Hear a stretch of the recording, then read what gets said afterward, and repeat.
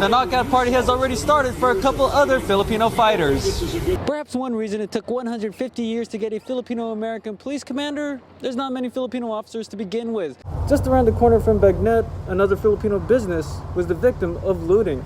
As you can see at this Valerio's Bake Shop, the door here has been blown out. Media Day signifies that fight night draws closer and closer. Before you toss or burn those masks, you might want to hold on to a few of them for now. There will be certain places and situations that will require face coverings. This is the actual ballot now. So once you look at it, make sure okay siya. Even ready in Tagalog? This unique event is all about taking voter empowerment to new heights, and they even built a staircase. So we're moving on up when it comes to voting. Is honoring the victims. As you said, all 9 victims did live there. Yes, many of the cities have actually adjourned on behalf of the different victims. Probably won't use chopsticks the same way ever again. It's almost like eating a corn dog, but it's sushi this time. On the outside, looks like a normal Los Angeles house. But when you're one of the Philippines' elite fighting prospects, this is actually the ultimate work-from-home experience. That was simple enough to use, not too discomforting, and we'll see in a couple days. Miguel's mental health episode took a dramatic turn in this very yard when sheriff's deputies opened fire on a 27-year-old. Miguel's parents, his lawyer, and neighbors say it should not have come down to that. In an era dominated by negative headlines, this suburban strip mall proved to be the setting of the miracle. On most days, people would see Marcelino Confico begging for money. The Imus Cavite native has lived in the U.S. for 20 years, working different industries throughout California and Mexico. After his brother passed away 2 years ago, he was left with no family in the U.S., renting a room from a non-Filipino family who allegedly took his pension money, forcing him to beg on the streets.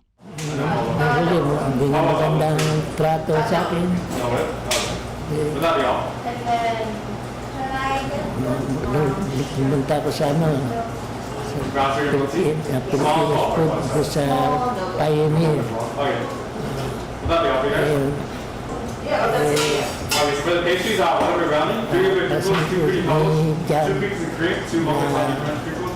Ano yung food ko, dadaan ko sa pagkain. Yun. Tapos sabi ko, ate, dyan, meron akong problema. Dito ka na umalis sa tinikiran ko. It took one kind act from this person named John to change his life. It all started with me running into him at American Ranch, and all he was asking for was $4, and it snowballed from just a casual lunch to getting him out of a toxic situation, finding a home for him to stay until we find a way for him to go home. Confico is now known as a man whose unfortunate situation helped bring strangers together through the SoCal Pinoy and SoCal Filipinos Facebook groups. The groups have become a space for people to share their hardships, inspiring Primo Guerrero to organize a Bayanihan project with volunteer brigades to help those in need. The first time you seen a Filipino was asking for alms, very first time. So that night I drove down to his house and talked to him. It's a simple thing, giving back to the community, but when I ask for volunteers, a lot of people step up. Aside from financial help, the group managed to track down Lolo Marcelino's only daughter living in the Philippines, who he hasn't seen in 6 years. The Philippine consulate was able to help him organize his travel documents, and more community members raised funds for his plane tickets. But as flights continued to be canceled amidst the pandemic, a travel agency stepped in to secure a plane ticket. And finally, after 5 months from when strangers first found him, a fully vaccinated Lolo Marcelino made his way back to the Philippines, reunited with his loved ones, all thanks to a chance encounter and a series of good deeds.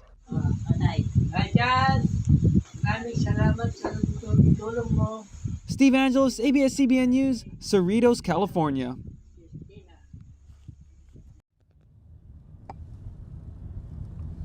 With commuters in the Los Angeles region stuck in their cars for 102 hours in 2017, INRIX has named LA traffic as the worst in the world for 2018. America's second largest city, where 84% of workers choose to drive, has held that title for 6 years straight. The daily LA morning commute. No matter which freeway you're on or where you're going to, it could get pretty bad. If only there was a way to get around it. Or maybe we could go over the traffic. This is the float plane, and it may very well be the future of commuting. Fly over all the traffic, or float for short. Take small 10-passenger planes that float from airport to airport. It's an idea from Philam tech entrepreneur Arnel Giang. Float originally came from me commuting to El Segundo every single day from Diamond Bar.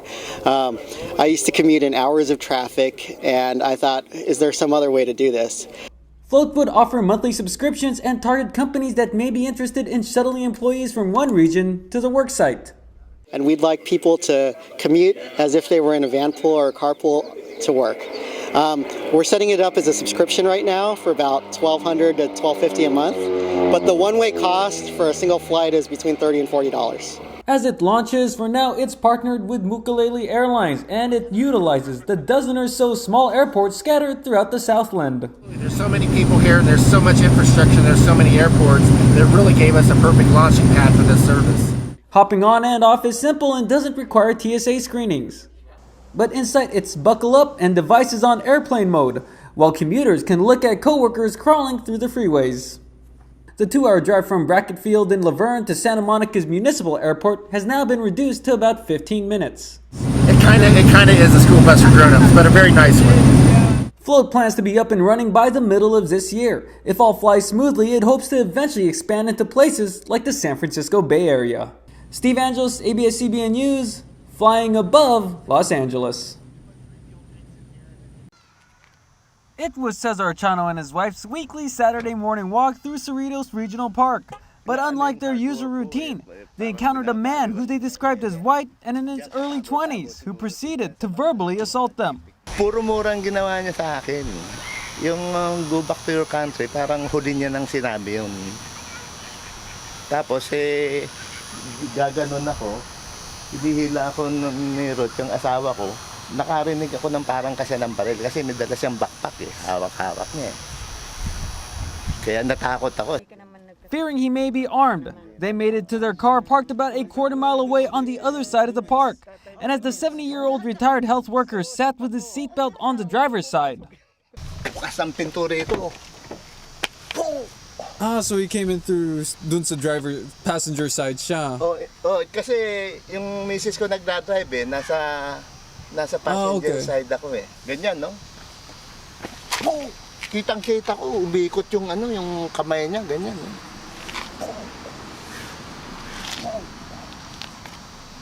Ang bilis ng pangyayari, ang bilis.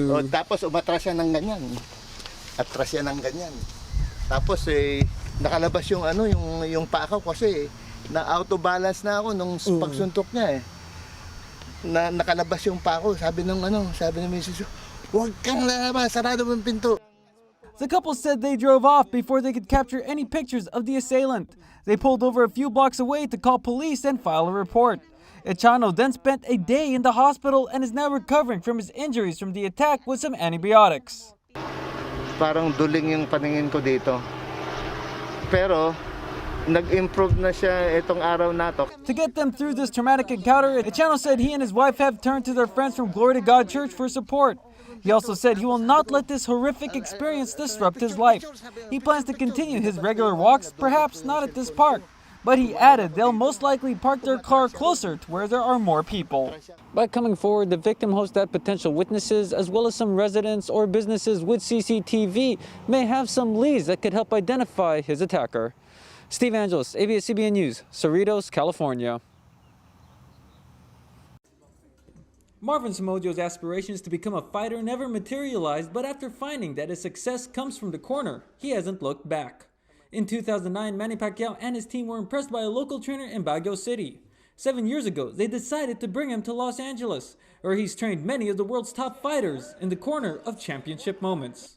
They just saw my potential, because I learned fast. Swerte lang, blessing. After few months in America, na kaagad, parang nasabak ako agad sa world title fight.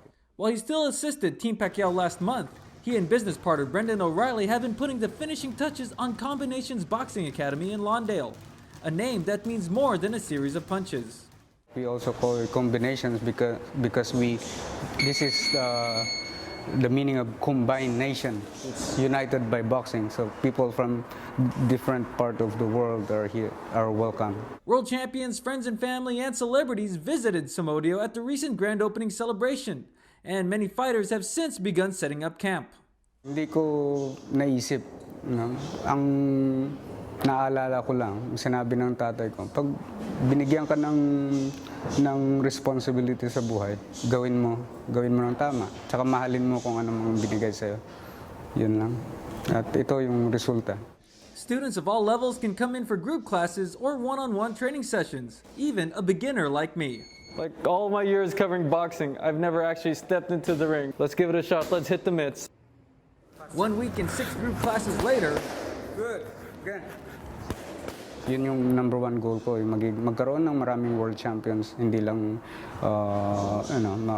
sa Pilipinas, kundi sa buong mundo, ma-recognize tayo. Pangalawa, siyempre yung gusto natin ma-share yung knowledge natin sa mga normal na tao na mahilig sa boxing at magkaroon sila ng gaganda yung health at na maging maayos ang buhay rin. Like many of his students and fighters, Coach Marvin's humility, hard work, and dedication has become his winning combination for success. Steve Angeles, ABS-CBN News, Lawndale, California. From the wildfire to emergencies and to the homeless crisis, the Los Angeles County Fire Department is busier than usual. As part of an Ethnic Media Services Fellowship, we suited up and got a first-hand look at the daily lives of firefighters. With some 50 pounds of gear in this axe, we hacked the day away with Captain David Dantic at the Lakewood Fire Station. So that's, yeah, there we go. Inspired by his mom, a nurse, Dantic started out as a paramedic 12 years ago and has risen to be one of the few Filipino-American captains in the department. I could be first-hand medical, so I got interested into it. I didn't like being trapped in an emergency room for 12 hours. I didn't want to do that. I got to hang out. I got to come to work with my friends every day, and just the camaraderie about being by these guys every day, going out and being there in people's needs. Dantic has had plenty of action. He recently recovered from injuries sustained battling a brush fire. As the squad prepares for the next blaze, they're also on the lookout for other crises, from major catastrophes to bringing aid to other regions, to small medical emergencies, like this quick medical response to a transient at a nearby strip mall. From 2008 to 2018, there's been over a 50% increase in emergency medical calls. So we're getting that many more medical calls, but we're still running with the same amount of equipment and the same amount of personnel. As the call volume and both natural and man-made threats increase, firefighters are battling for more funding. For the March 3rd elections, a 6% parcel tax will be on the ballot in Los Angeles County. The proposition looks to generate funds for more personnel and equipment upgrades. It's going to help us get more progressive and get more money to get more equipment. And the better equipment that we have, the better responses we have, and the more capable we are to respond faster to situations of life safety. Fire officials say it's the first time the department has made funding demands in 23 years. The proposed tax would generate some $134 million annually. But for firefighters like Dantic, it's a lifeline for those who save lives every day. Steve Angeles, ABS-CBN News, Lakewood, California. Araw-gabi, ako lang nagbabantay, wala sa akin tumutulong. Tinanong ako kung binabayaran ako, kung nakakababas ako, kung ilang araw ako nagtatrabaho. You can't believe that it is still happening even in this day and age. There are a lot of Filipinos being victimized by traffickers.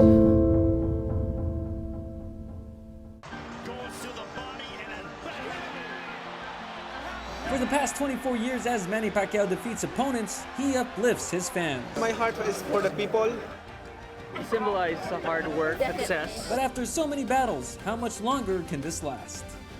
I never imagined that at this age, I'm still fighting. If he wants to fight again, I'll be ready this morning because I know he's ready. A special look at Manny Pacquiao in his battle to remain a champion and the lives he has touched along the way.